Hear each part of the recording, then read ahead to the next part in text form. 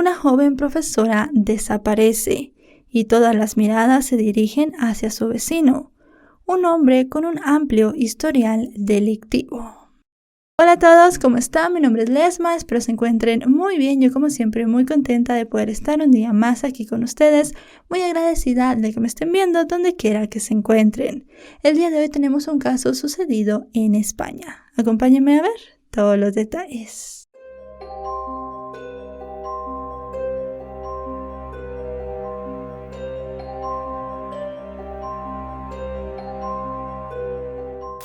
Laura Luelmo nació a inicios de la década de los años 90 en la ciudad de Zamora, al noroeste de España. Laura era la hija de María Teresa Hernández, una funcionaria pública, y José Ángel Luelmo, un ingeniero agrónomo. Tenía dos hermanos llamados Violeta y Ángel, y una amplia familia radicada en la ciudad, y también en Villabuena del Puente, un pueblo de 700 habitantes, de donde es originario todo su lado materno de la familia. Después de graduarse del bachillerato, Laura estudió Bellas Artes en la Universidad de Salamanca y trabajó como becaria en la Biblioteca Nacional. Al otro lado del Atlántico, cursó sus estudios de Artes Plásticas en México, en la Facultad de Humanidades de la Universidad de las Américas de Puebla. Apasionada por la música, compartió esta afición, su característica alegría y espontaneidad con sus compañeros de la universidad, y conservó muchas de esas amistades después de su regreso a España. De vuelta en su natal Zamora, Laura se dedicó a perseguir su vocación, la enseñanza de niños. En la segunda mitad del 2018 ingresó en la plantilla del colegio Nuestra Señora del Rocío, al noroeste de la ciudad, de suplente temporal. Muy dedicada a su trabajo, se ganó el cariño de todos sus alumnos. Al final del año escolar surgió una oportunidad para tomar otra suplencia en el Instituto Vázquez Díaz en Nerva. Fue por esto que a inicios de diciembre de 2018 se trasladó a un hotel aledaño al instituto, hasta que una compañera le alquiló una casita que tenía en el Campillo, a casi 9 kilómetros de Nerva. El lunes 9 de diciembre de ese año 2018, cuando Laura se mudó a la modesta edificación en el número 13 de la calle Córdoba en el Campillo, no podía imaginarse que ese sería el último lugar donde viviría. Estando ya instalada en la casa, Laura notó algo que la incomodó: su vecino del frente, un hombre varios años mayor que ella llamado Bernardo. Ella notó cómo cada vez que salía de la casa, ya fuera al trabajo o a hacer alguna compra, él estaba en la puerta o en la ventana viéndola fijamente. Obviamente una situación que incomodaría a cualquiera. Laura el 12 de diciembre salió como de costumbre a su trabajo en el instituto. De nuevo Bernardo estaba allí observándola. Llegó a su lugar de trabajo y el día transcurrió con normalidad. Cuando las clases terminaron, se subió a su automóvil de color azul y regresó a su casa en el Campillo. De nuevo estaba allí Bernardo observándola. Ella le envió un mensaje a su novio, Teófilo Jiménez, para contarle la situación, pero realmente no tuvo mucho tiempo de reaccionar. Laura le dijo a Teófilo que saldría a caminar para estar lejos de su vecino el mayor tiempo posible. Pasaron algunos minutos y a las 4:20 ella le escribió de nuevo a Teófilo diciéndole que no sabía si salir a caminar o no, porque había mucho viento. Pero se sabe que Laura sí salió de su casa para dar un pequeño paseo. Luego de este paseo, ella pasó al supermercado para comprar algunas cosas. Luego de eso, no se volvió a comunicar con ninguno de sus seres queridos. La ausencia de Laura se hizo notar rápidamente, cuando no se presentó a trabajar en el instituto. La compañera que le había alquilado la casa hizo una llamada a su teléfono, pero no obtuvo respuesta. Preocupada por este extraño silencio, la profesora denunció ante la Guardia Civil la desaparición de Laura. Lo mismo hizo en paralelo el padre de la joven, quien al no poder contactarse con ella presentó la denuncia por su desaparición en la comisaría de la Policía Nacional de Zamora. Por insistencia de la compañera de trabajo de Laura, la unidad de policía judicial a cargo de la Guardia Civil envió una patrulla a la calle Córdoba. Allí, con la llave de la casera, ingresaron en la casa, pero no percibieron nada extraño. Aún así, realizaron un registro de la vivienda, pero salieron con las manos vacías. En el momento en el que los agentes hacían la revisión de la casa que Laura alquilaba, salió de la suya Bernardo Montoya, el vecino de la joven. Los agentes se acercaron para preguntarle si había visto a su vecina en las horas anteriores, y él dijo que no sabía ni siquiera quién era, que no tenía conocimiento de que alguien estuviese viviendo en esa casa, que él casi no salía y se comunicaba poco con sus vecinos, así que no tenía idea de dónde podía estar Laura. En un principio, la policía no tuvo ninguna razón para dudar de lo que Bernardo estaba diciendo. El hombre, que llevaba una canasta y una manta en la mano en ese momento, se pudo ir tranquilamente caminando. Pero a los agentes les quedó una pequeña duda, y es que la actitud de Bernardo les pareció un tanto nerviosa. Cuando regresaron al cuartel, decidieron revisar sus antecedentes y se encontraron con que Bernardo Montoya tenía un amplio historial criminal y que además de eso tenía muy poco de haber salido de la cárcel. Según encontraron los investigadores, Bernardo Montoya hallaba difícil adaptarse a la sociedad. Él y su gemelo Luciano nacieron el 13 de octubre de 1968 en Cataluña, pero cuando no tenían más de 8 años, sus padres, llamados Isabel y Manuel, se los llevaron a Badajoz, el municipio de Extremadura ubicado cerca de la frontera de España con Portugal. Más adelante se volvieron a mudar, esta vez al sur, a Cortegana, en la provincia andaluza de Huelva. De niño, Bernardo era muy cercano a su hermano gemelo, con quien solía meterse en peleas, cometer engaños y travesuras pesadas. En una ocasión, cuando estaban en 4º grado de primaria, los hermanos le prendieron fuego al aula de la institución. Estas tendencias problemáticas no desaparecieron con la adultez. Por el contrario, cobraron formas más serias. Ejemplo de eso es que su esposa y madre de sus 2 hijos se separó de él a raíz de sus maltratos.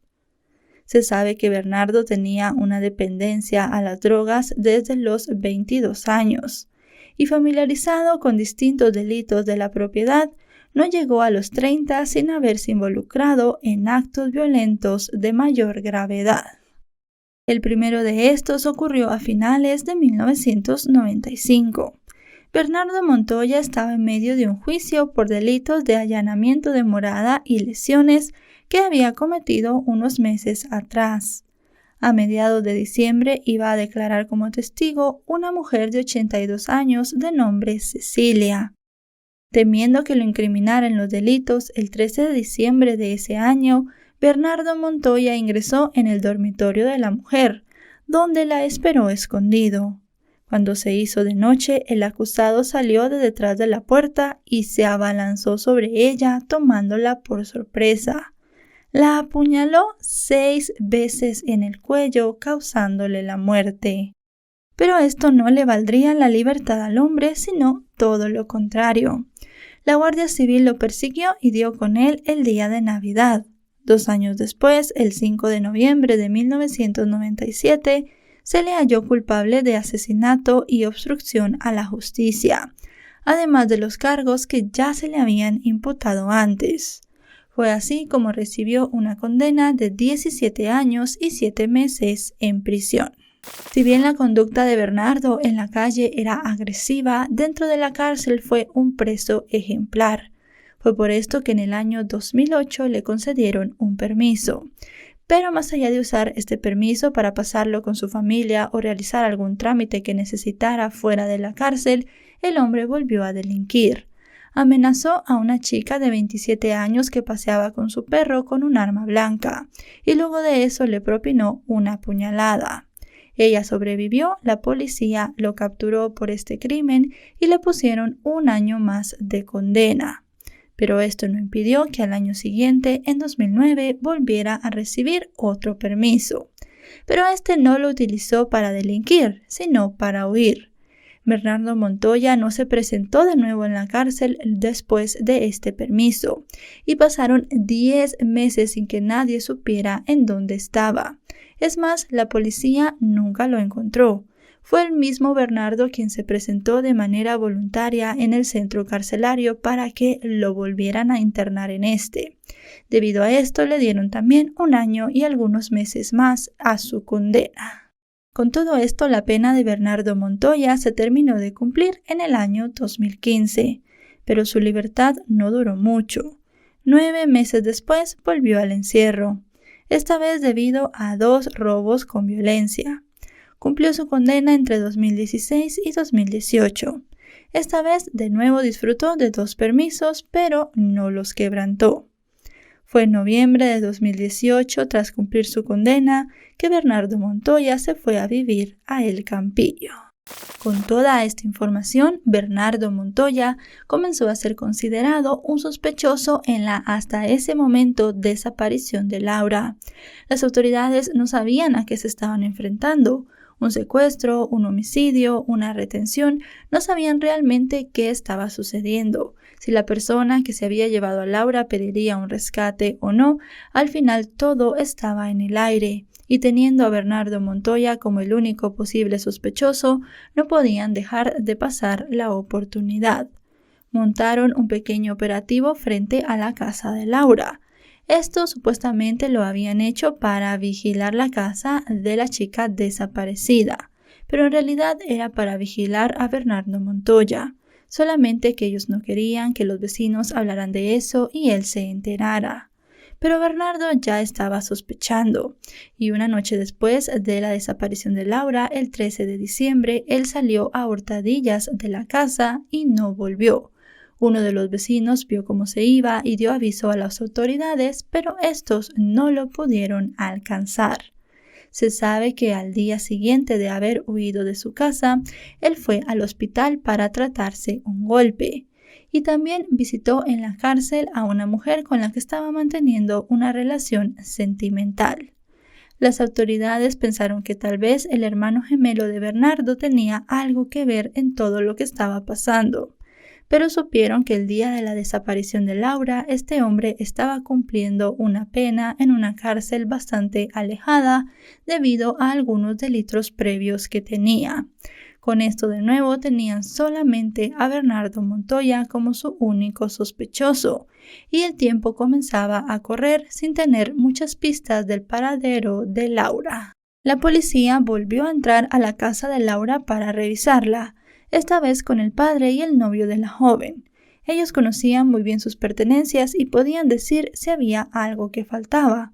Y en efecto sí, en la vivienda faltaban unas zapatillas de deporte y unas mallas de la joven, así como su teléfono y sus llaves.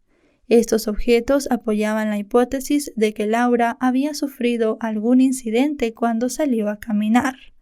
De esa manera, esa tarde se intensificaron las labores de búsqueda. La mañana del 15 de diciembre, los investigadores accedieron a los datos de la geolocalización del teléfono celular de Laura. Gracias a los mismos pudieron determinar que en la tarde del 12 de diciembre ella había estado en las proximidades de su casa y que la última señal emitida por su teléfono fue captada por una antena en los alrededores del Campillo a las 9 de la noche. Al día siguiente, desde primera hora, se organizaron profesionales y voluntarios para realizar un barrido en un radio de 5 kilómetros alrededor del pueblo. Para esta labor se emplearon helicópteros, perros y hasta buzos para sondear las pozas del lugar. En la tarde, las autoridades localizaron el automóvil de Bernardo Montoya, un Alfa Romeo de color negro, en casa del padre del hombre. Por medio de las cámaras de vigilancia siguieron el rastro del sospechoso, quien fue en su vehículo hasta la casa de otros familiares en otra localidad. El 16 de diciembre se realizó una nueva barrida, esta vez a 10 kilómetros a la redonda del Campillo, con más efectivos, más voluntarios y muchos más recursos. Ese día, el grupo de búsqueda, sin saberlo, pasó cerca del cuerpo de Laura, pero no lo detectaron. Al día siguiente se realizó una nueva barrida en ese mismo radio. A las 12:30 del mediodía, un voluntario de la Cruz Roja encontró unas ropas en el campo y dio el aviso. A unos 200 metros de esas ropas se encontraba el cuerpo semidesnudo de Laura Luelmo, que tenía diversos signos de violencia. Fue gracias a un tatuaje en el torso que se pudo identificar rápidamente quién era. Se llamaron a especialistas que fueron transportados en helicóptero desde Madrid, quienes realizaron análisis preliminares en el cuerpo y en el lugar. Si de algo estaban seguros los investigadores es que Laura no podía haber llegado a ese paraje a pie por sí sola. El levantamiento del cuerpo se realizó a las 6:30 y se trasladó al Instituto Anatómico Forense de Huelva. El hallazgo del cuerpo de Laura en ese lugar resultó algo desconcertante, ya que la última señal de su teléfono había sido a muchos kilómetros en dirección contraria desde el pueblo. Con el fin de encontrar al posible asesino, empezaron a investigar las torres de telefonía para averiguar qué otros teléfonos habían seguido el mismo recorrido que el de ella. Los agentes seguían con su único sospechoso y a primera hora de la mañana del 18 de diciembre entraron en la vivienda de Bernardo Montoya. Tuvieron que romper un cristal para acceder. Tras horas de registro, los investigadores estaban convencidos de que ese era el lugar del crimen, particularmente por varias manchas de sangre que se hallaron en la sala. Mientras tanto, cerca del mediodía, otro equipo de la policía seguía de cerca el auto de Bernardo Montoya. Pasó por la ciudad de Huelva y posteriormente tomó la ruta de vuelta a El Campillo. Fue cuando entró en un camino dentro de una zona forestal que se percató que lo estaban siguiendo. Entonces decidió salirse del vehículo y empezó a huir a pie, alejándose de la ruta y adentrándose en el campo. Después de una corta persecución policial, Bernardo Montoya fue aprehendido por las autoridades y llevado a un cuartel para hacerle un extenso interrogatorio. Luego de varias horas de estarlo presionando para que dijera lo que sabía sobre el asesinato de Laura, el hombre al final dio una confesión. Aceptó que en efecto él había estado con Laura el día de su desaparición, pero negó haberla asesinado o haberla violado. Bernardo comentó que ese 12 de diciembre él andaba por el pueblo y vio a Laura. Ella se acercó para preguntarle dónde había un supermercado. Él le indicó un camino, pero realmente era una trampa. Este camino la llevaba hasta un callejón sin salida. Cuando estuvo en este lugar, Bernardo aprovechó para atacarla. Le golpeó la cabeza y la dejó inconsciente. Le ató las manos detrás de la espalda y la puso en el maletero de su vehículo cubriéndola con una manta. Luego de eso condujo hasta el paraje de las Mimbreras y allí sacó a Laura todavía inconsciente del maletero del vehículo. Se adentró con ella en el campo y decidió desnudarla. Él supuestamente quería violarla, pero dijo que no había podido, ya que insinuó que él sufría de una disfunción eréctil. Comentó que dejó a Laura allí semidesnuda pero inconsciente, que cuando él se fue la joven todavía estaba con vida. Esta confesión no era nada creíble para los investigadores, dadas todas las pruebas que tenían. Primero, las manchas de sangre encontradas en la sala de la casa de Bernardo. Para ese momento ya se habían analizado y se comprobó que el ADN le pertenecía a Laura.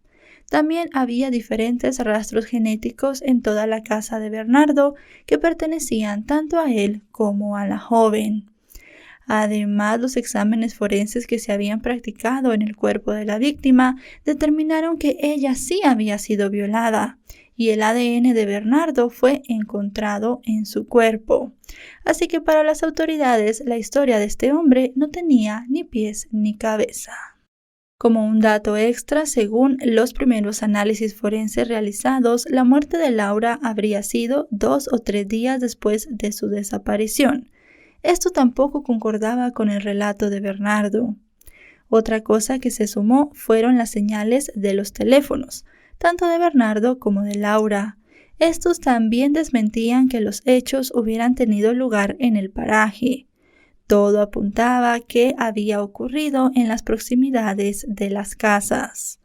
Otro indicio de la presencia de Laura en la casa de su vecino fueron algunos artículos que ella compró en el supermercado antes de ser atacada. Para los investigadores, las mentiras de Bernardo no eran nada más que una manera de evitar una acusación de agresión sexual aunada a la de asesinato, que le podía valer una condena de prisión permanente revisable.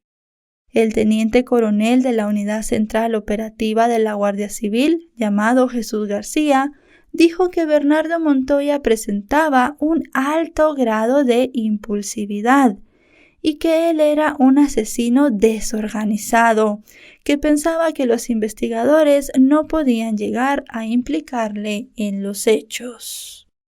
Los pocos datos verdaderos que ofreció eran una manera de dar credibilidad a sus engaños.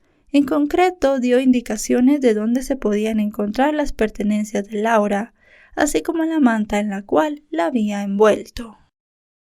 El crimen de Laura Luelmo se vio enmarcado en el contexto del movimiento en contra de la violencia a la mujer en España. La misma Laura había sido afín a la causa feminista, como se podía ver en sus redes sociales. De hecho, en varios de los homenajes se hizo eco a un mensaje compartido por ella en internet, un tuit el cual decía: «Te enseñan a no ir sola por sitios oscuros, en vez de enseñar a los monstruos a no serlo. Ese es el problema». Bernardo Montoya también expresó su arrepentimiento para con la familia. Habló la noche del 22 de diciembre, cuando por decreto del juzgado de la instrucción de Valverde del Camino fue sacado de la comandancia de la Guardia Civil para ser llevado a un centro penitenciario de Huelva. Entre gritos e insultos dijo lo siguiente: ¡Montoya! ¡Montoya!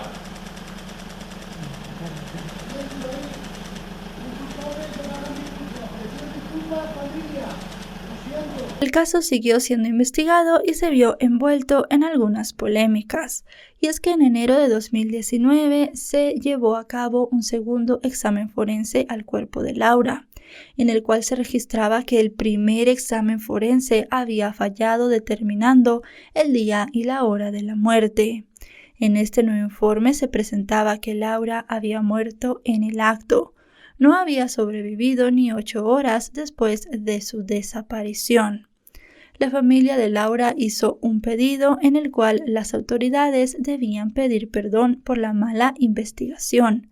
Calificaron el caso como un fracaso y dijeron que mucha información se había filtrado a los medios sin ser el momento adecuado, lo cual había interrumpido de mala manera toda la investigación y además de eso había logrado que el proceso no fuera del todo transparente.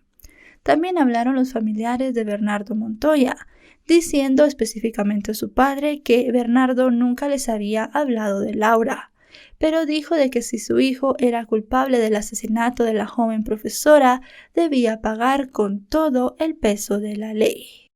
En el mes de marzo, los padres de Laura denunciaron las filtraciones del sumario del caso, en particular datos sobre el informe preliminar de la autopsia y las declaraciones de Bernardo.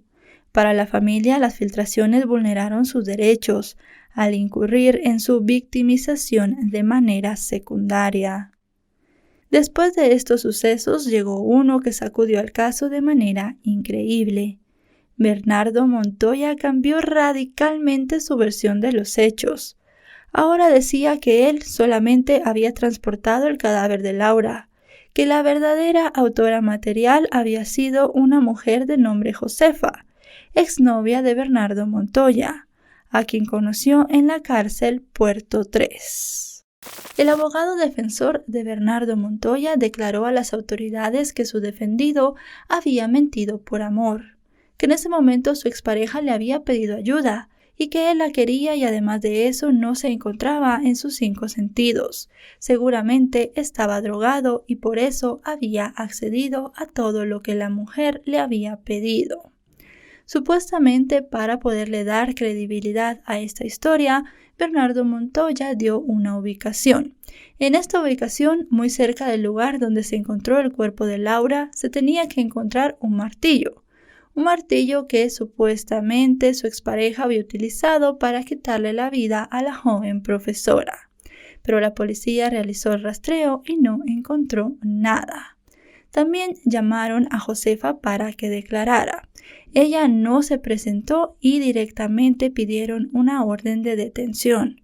Pero con el paso de los días esta línea de investigación fue abandonada. Josefa se presentó, tenía una coartada sólida y además no había nada que la ligara directamente con el asesinato de Laura. De cualquier forma, esta versión de Bernardo Montoya no le daba tampoco una explicación a por qué el cuerpo de Laura tenía señales de haber sido violada y además de por qué estaba su ADN en el mismo. Fue así ya cuando se empezó a ver cuál sería la fecha del juicio que tanto los familiares de Laura como la defensa de Bernardo Montoya acordaron que todo se hiciera a puertas cerradas sin presencia de los medios. Durante el juicio, la defensa siguió sosteniendo que la culpable era Josefa, la exnovia de Montoya. Además, para desmontar la acusación de agresión sexual, presentaron unos exámenes médicos donde se concluía que el acusado era impotente. Según la defensa, esta condición hacía imposible que él fuera culpable de la violación. La fiscalía también presentó su línea del tiempo y según ellos, lo que sucedió ese fatídico día fue lo siguiente. Ese día, como los anteriores, Laura se topó con su vecino Bernardo, pero esta ocasión sería diferente. El hombre se valió de la soledad del lugar y de la oscuridad de la noche. Con un objeto metálico amedrentó a Laura para que ésta entrara en su vivienda. Una vez dentro de la casa del hombre, Laura intentó defenderse y le dio un fuerte golpe en la mandíbula. Este fue el golpe por el cual Bernardo fue al hospital unos días después. Temiendo que Laura se escapara, Bernardo la ató con las manos en la espalda. Luego de eso le quitó la ropa y la violó.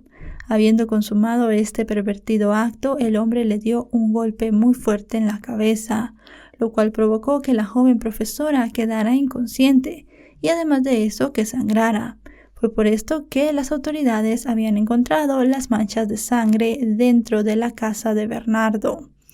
Rápidamente después de esto, el hombre tomó su automóvil, abrió el maletero y puso a Laura inconsciente dentro de este. La cubrió con la manta y comenzó a conducir. Llegó al lugar donde se encontró el cuerpo de la joven, la sacó del maletero y la dejó tirada todavía inconsciente en este sitio. Luego tomó su ropa, la cual había llevado también, y la dejó a unos metros. Esto para confundir a las autoridades. Bernardo quería que se pensara que el asesinato y la violación se habían llevado a cabo allí y que las autoridades no pensaran ni siquiera buscar en su casa. Luego de eso tomó otras pertenencias de Laura, las cuales también había llevado en el vehículo, y las tiró en un contenedor de basura. Regresó a la casa, limpió como pudo, quitando las manchas más visibles, y luego de unas horas tomó el teléfono de Laura y volvió a subirse en su automóvil. Condujo a un lugar en dirección completamente contraria a donde había dejado a la chica y dejó el teléfono abandonado allí. Él fue quien lo apagó a las 9 de la noche. Con esto él pensaba que las autoridades no lo tomarían como sospechoso, pero evidentemente estaba completamente confundido. El jurado popular del juicio estaba compuesto por 5 hombres y 4 mujeres.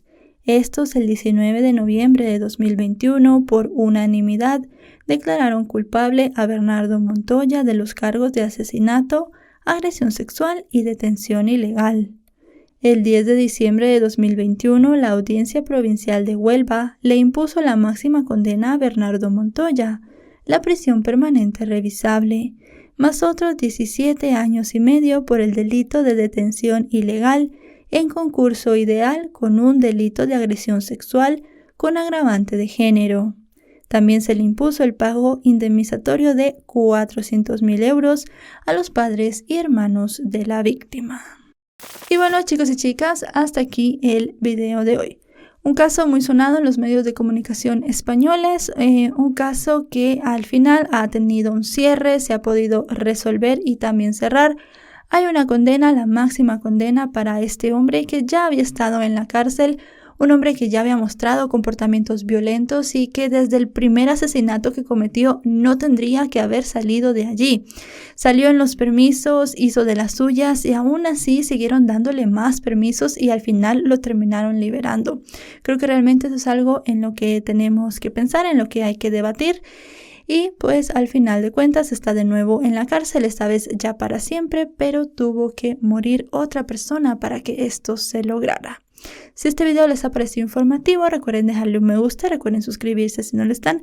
Actualizo 3 o 4 veces por semana y si están suscritos les llegará una notificación cada vez que yo suba un video. En las redes sociales me encuentran como LesmaVR. Ahora sí, nos vemos hasta otro caso. Adiós.